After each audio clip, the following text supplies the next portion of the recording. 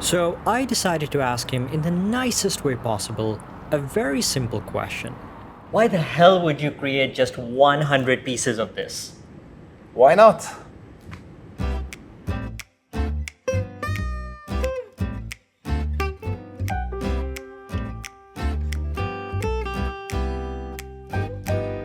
Let's give a bit of context.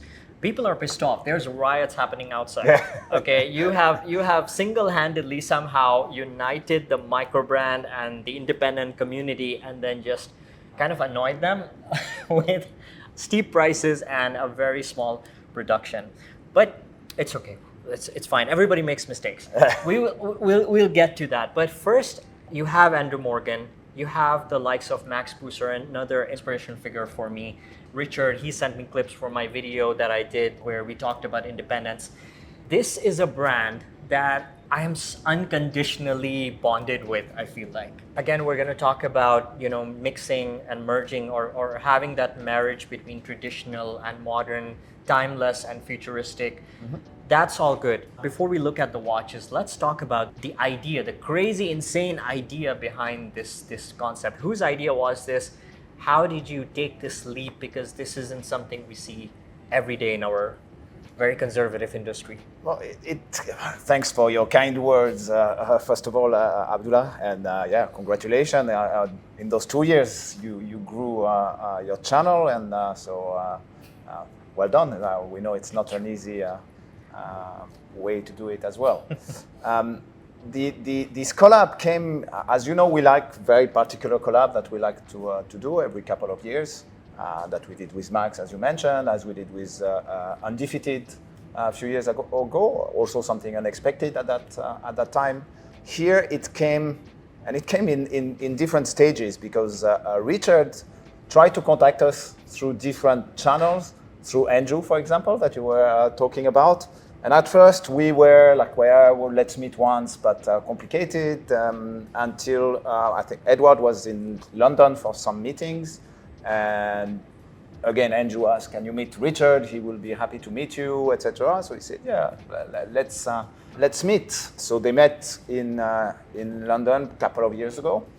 And let's say Richard is a very convincing and passionate guy, quite an amazing character.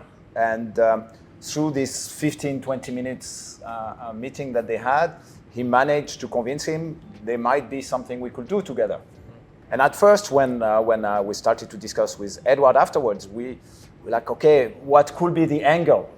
You always have to find an angle of how it could be something interesting for us. And we had the discussion of, do we do a Studio Underdog by Moser or the opposite, or how do we do it? What do we present? Do we use something that has been done in the industry in the last few years where those two brands and do a entry-level, accessible Moser or not? I was quite against it. There was a lot of heated discussion, as we have often on our products. And then I'm not really sure which way it came out, but we're like, why don't we do a set about how collectors can be passionate about watches? And it's not about the price point of the product. It's really about the passion for the industry in general that you can have for H.Moser or you can have for Studio Underdog. And we have actually quite a lot of customers in common that own Moser and own Studio Underdog. And the passion that we thought was in common, that Richard then decided to put in a drawing. And he sent us a drawing after we said, let's do a set together. And he sent us an amazing drawing, to be honest. We're like, yeah, okay, that's cool. So he was really the leader on the project. Of course, we had to tweak. He came with a minute repeater first. The first design was a minute repeater on our side, and I think the similar watch, but very similar design to what came out. We're like, yeah, minute repeater might be a bit difficult to do a certain number. Let's work, and quickly through a discussion with Edward, with Nicolas, with myself, we usually all three together work on all the design of our products. We wanted to do it on the Endeavor perpetual calendar because we thought with his with the Studio Underdog product, and our product was too iconic that were different, but at the same time would have similar effect in terms of design. And from there we worked. But a lot of the design part came strongly from Richard, which we are not used to because it's usually come from us on all the products. So to have somebody else leading the design was very interesting exercise, and he was very good. I think this project came to life because yes, we are crazy enough to go into directions that nobody has gone before, but at the same time, it went because Richard from Studio Underdog was very convincing and very good in what he was doing, and you could feel the passion as well. Yeah, I mean, the whole reason why I feel like this doesn't happen, we don't see this often, is not because nobody has thought of this, but more about once it's done, it can never be undone. You are creating something that will forever become a part of your brand's legacy. But the way that I see this is that this is not a rivalry where in a brand where we see competition. This is more in the territory of what we saw at Only Watch, where brands came together for a good cause. Yeah. And for me, that is how I see this. And that's why I'm so excited about the concept. I'm looking at the concept more than the product, because at the end of the day, yeah, I can learn to appreciate watches without having to own every single watch. Yeah. For me, this is already a very progressive step in achieving that sort of camaraderie between not just two different brands at the same price tier, but two different brands at a very significantly different positions, brand positions. Yes, but at the same time, I find there is quite a similar attitude in the way we present our brand, I think. Not taking ourselves too seriously. I think that's what Studio Underdog is good at as well, the way they present their product. I think the tone on which Richard has been presenting his brand, I think is not that far from what we are doing. That's why collabs work only if both sides know how to work together. Right. We had many discussions with other potential collabs in the past, and often it went nowhere because we didn't know how to work together. With Max Busser, for example, we had 2 collabs together because it went very well. Both teams worked extremely well together. There is a mutual respect and appreciation from Max and from our side that we love what he's doing. He likes what we're doing as well. So together made sense to do things. And I think that's what is important when you work on products like that. Let's take a look at the watch. Let's open the box and see what we're talking about. So yeah, as mentioned, something also quite unusual as it's a set with the idea you can wear, depending on your situation or where you are, you can wear one of each. And as you can only find it as a set, they cannot be bought separately. Let's say you wear the Studio Underdog, people will know that you own also the other one and the opposite in both directions. So you have the Endeavor perpetual calendar. It's this beautiful passion fruit dial. It's an enamel dial on the 2 level. It's the first time on the perpetual calendar that we have this 2 sort of level. There's also the form, as mentioned, a lot on the Richard design here on a steel case, 42 millimeter. You know, the perpetual calendar, the beauty of the perpetual calendar, it's the easiest to use on the market. You can change the date at any time. You can go forward, backwards. Even at midnight, you have the leap year at the back. So I spent about 3 hours with this watch yesterday. I was filming this watch, and I remember Andrew, he kind of messed up a perpetual calendar in his early days of Watchfinder. So and you were scared? I was scared. I kept asking them to help me set the time to 10:10 because I didn't want to touch it, and then I accidentally moved the date, and then it just moved back. I was like, okay, I didn't break this. No, we always say it's child-proof, and we use the example when I'm in any store explaining it or to customers. I'm like, don't hesitate to use it. Extremely easy with the months, with a little touch of green from the passion fruit. Has a touch of green that you will also find on both. Here it's for the months, at least 7 days power reserve. It lasts usually 10, 11 days. Wow. On the technical side, this is a marvelous piece of watchmaking. But that's what makes Moser so stand out, so different, because you're not just playing with traditional complications and traditional watchmaking and traditional techniques of watchmaking, but bringing them to a modern era. And that balance, that walking that thin line, is extremely difficult. And we see brands failing all the time, trying to be in that center. That's what I love also about a product like that, is that it's very different from a normal Moser, but at the same time you will recognize it's a Moser through the minimalistic approach, through what we call the concept, no indexes, no logo, nothing, through the finishing of the dial, etc., etc. You have many features that will make you recognize it's a Moser, while being very different from all of the other design that we did.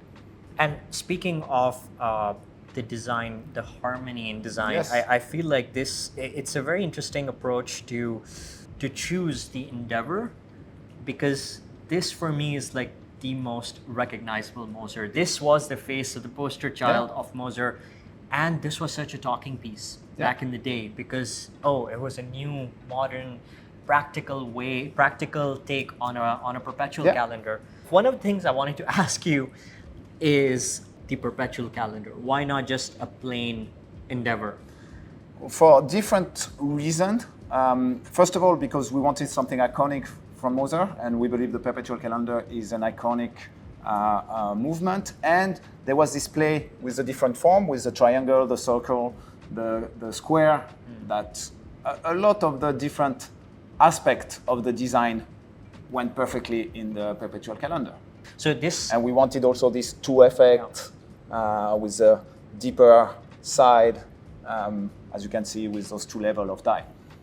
So it's quite intentional that when you first look at this, or if you show these two watches to somebody outside of the watch industry, right? Somebody who doesn't collect watches, you show them like this, they might be confused. Is that the same watch, or is it just a a different model of the same watch? Because those elements are still shared. The circle, that circle just is a visual anchor.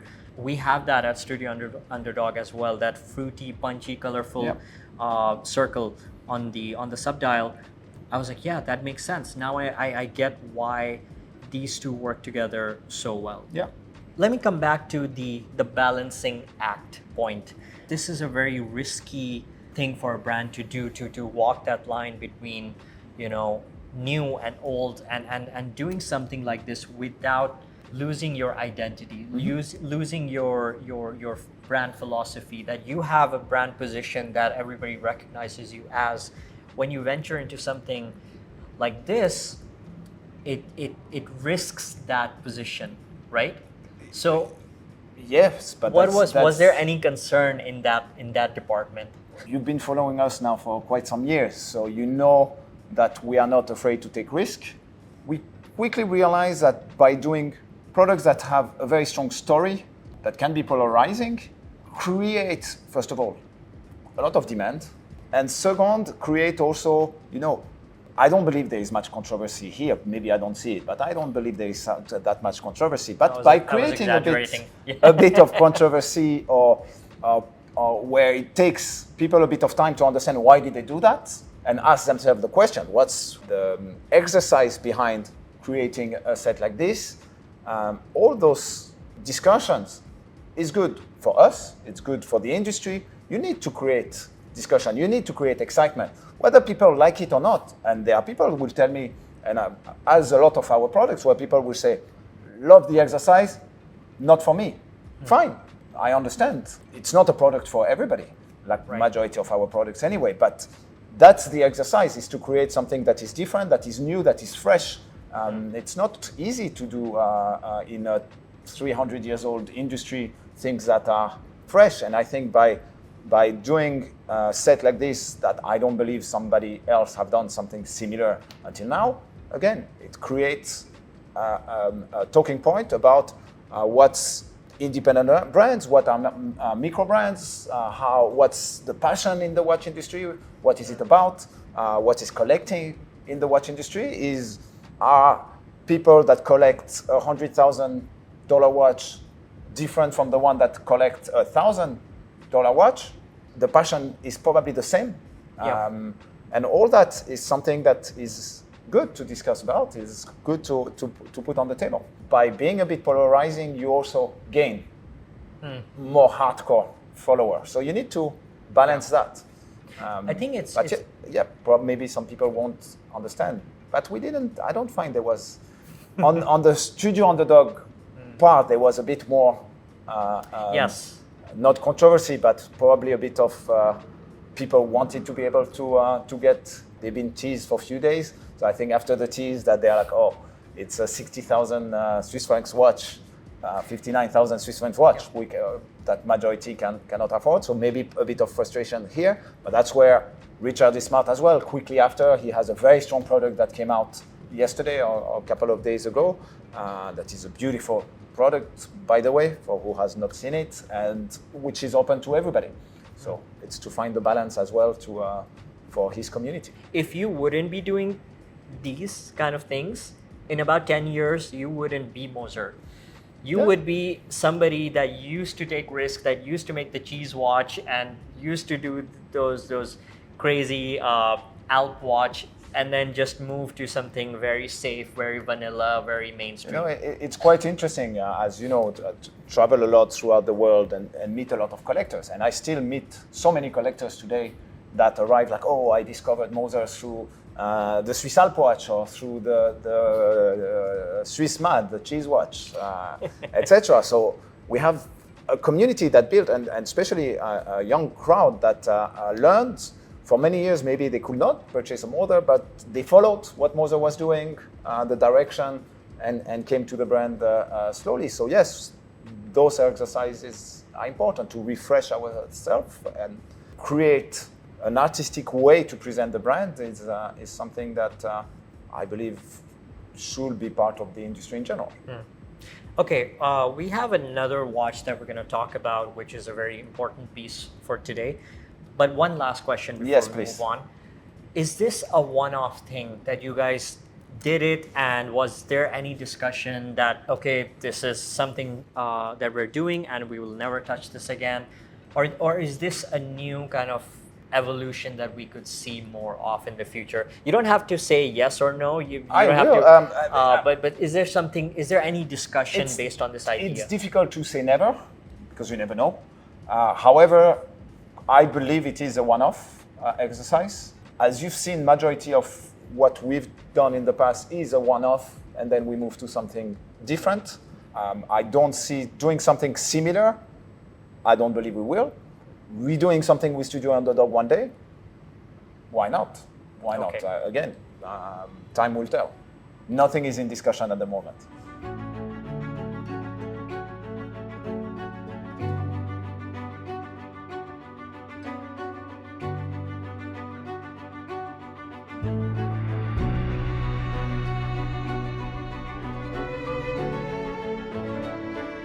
Okay, so we have one other piece to talk about in this video, and then we're gonna do a time jump because the other watches are still under embargo. So we're gonna do like a Don't break it.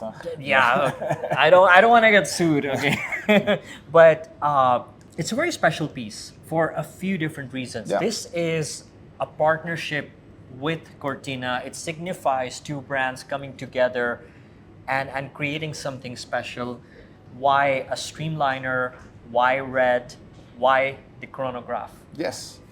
So first, the relationship. So the Lin family has been very close to our family for many years. Our fathers been working together 40 years ago through Cortina on the Cortina side, but our father was, when he was working in AP, they were working together, been always very close. And when we took over Moser and Haute-Lance 12 years ago, they were one of the first to really support us when not that many partners around the world believed in what we were doing. So it's something you remember, you know. All the Raymond, Jeremy, Sharon, and Anthony, the father, been supporting us really from the early ages of when Edouard and myself took over Moser and Haute-Lance. On both brands, they've been extremely good support. and we have amazing growth throughout those many years of relation. So that's why when they approached a few years ago, like we want to do a special edition for Cortina, and they were asking for Streamliner, and we were not at that time. We were saying no a lot on Streamliners, but we decided that we could do something for them. We thought, again, being extremely supportive, let's find the right product to do together, and we came out with the Streamliner Chronograph with this beautiful Swiss matte red color, or we could say Singapore Malaysia red matte red color on it. So Cortina edition, it's a 20 pieces limited edition, exclusive to Cortina in Singapore and in Malaysia. Right. I mean, Cortina has been quite amazing in the last few decades. I mean, if you think about the legacy, the introduction of independent brands in Asia, I don't think independent brands would have a presence as big as it is in Malaysia and in Singapore without them. Yeah, and through everything they've been bringing to the region, also with the purchase of Sincere Group a few years ago, which is also an extremely strong developer of independent brands throughout the region, and with amazing stores that they've been building, and that goes through the vision that they have on how to build the future. Brands like us needs to have partners that believe in brands, that believe and know how to present brands, and that's a certain way also on our side to say thank you. It's probably the smallest limited edition on the Streamliner we did, or one of the smallest. Beautiful red color fumedal, the invisible logo, so 3D lacquer logo, also with the second hand with this red and the minute hand, which is what with the global light on the different hands, and with this anthracite sort of finish on the movement, so automatic movement, flyback chronograph with the automatic, to the particularity of the agent graph movement that we developed together is that the rotor is hidden between the dial and the movement. So this is truly a very different take on the integrated bracelet approach. This is a genre of watches, of a style of watches that is not just jumping on a bandwagon. It's more about designing a watch that's not just the dial, the case, it's the entire piece as one object, right? So I would say that it's not going anywhere. This trend, it has a long future. It is essential. This to me is adding on to that legacy. It's the next chapter in a lot of ways. And again, we come back to Moser doing something not avant-garde without, forgetting the past and just moving forward. It's more like, okay, let's continue the past. Let's not lose our identity, but also look into the future. I love this bracelet that is almost reptilian as well, how it goes on the wrist. But we will also offer with this watch a red rubber that will come, that gives, and that's what is quite interesting, that gives a completely different look to the watch. That's where it really feels sporty. That it feels like you can just go and do anything with that. It's funny. We're bringing to the chronograph. We have a different version of rubber strap that come also on the funky blue versions.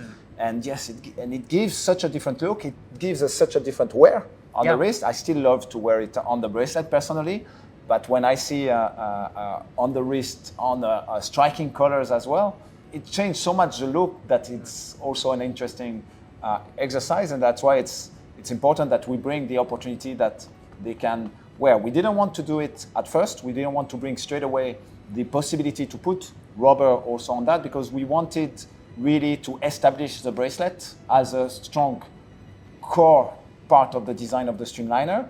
But slowly, now that it became, we can add touch of other sort of straps on the Streamliner.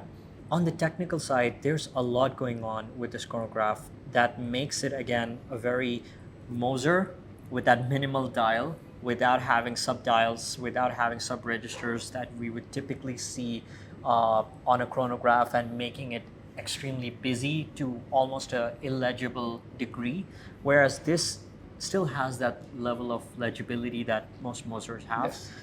It's still recognizable from a distance that this Yes. is a Moser with that striking, rich red dial. Could you just walk us through the design elements, the different design elements that you guys went with? Because I know what it is, I just don't know why. What was the thought process behind? Why we decided to work at first with the H.Moser, with H.Moser company, with the VDRH family, which we are partners now inside the H.Moser company, is that we loved that this chronograph that created is, we believe, the best developed modern chronograph, and at the same time it's a very Moser sort of movement through his minimalistic approach, through that it has this ingenious part, which is, again, as you mentioned, believing it's a manual when it's an automatic, because then you can keep the beauty of what it is to look at, this amazing movement, this three-dimensional in the movement at the back that you can admire without something in front. But that brings that all the informations will come through the center, which make it very minimalistic with the center seconds, with the seconds of the chronograph, the flyback, and the minute all at the center, which when you're not using it, make it you will not, except for the two buttons at the top, you will not know it's a chronograph. Right. And that's Moser. This minimalistic approach is very Moser, and that's what we loved about working on the chronograph, and it's on this chronograph in particular. It's one of the watch in general, the chronograph that I love to wear on a day-to-day. I love this sort of bullhead look to it, as you mentioned before, this retro modern look that is extremely unique, and for me, chronograph is probably one of the strongest on the Streamliner. It's a canvas for complications. You can have a minimal dial, you can have a chronograph, you can have a tourbillon, a minute repeater. The amazing thing, what makes this Moser is that you know when you're wearing a Moser that there's something incredibly breathtaking on the other side. Yeah, that's of course very important. As mentioned earlier, we love craftsmanship. Traditional Swiss watchmaking is something that we have in our blood. I'm born in La Vallée Joux. Through our great-grandfather, we are in the watch industry, so we really believe in that and love that. But at the same time, we believe you need to modernize all that, and I think that's what today make that you can put 10 different Moser next to each other that can be very different from a endeavor, pioneer, heritage of a Streamliner, but at the same time, on all of them, you will recognize it's a Moser. This is coming back to the core of design, and that's why this took you like 7 years to develop. Yeah. Because again, it's very easy to sketch something, but working on how it works, how it wears, how it feels, how it plays with light, and being original and being iconic and finding the recognizable. supplier that agree to do it, because they always say it's too complicated on the bracelet, which was to find people capable of doing the right polishing where we wanted with the play between satiné and the polishing. So yeah, it took more years than we expected it would, but we're very happy how it came out. Brilliant. Okay, so now we're gonna do a time jump. See you in a couple of weeks. See you in a couple of weeks.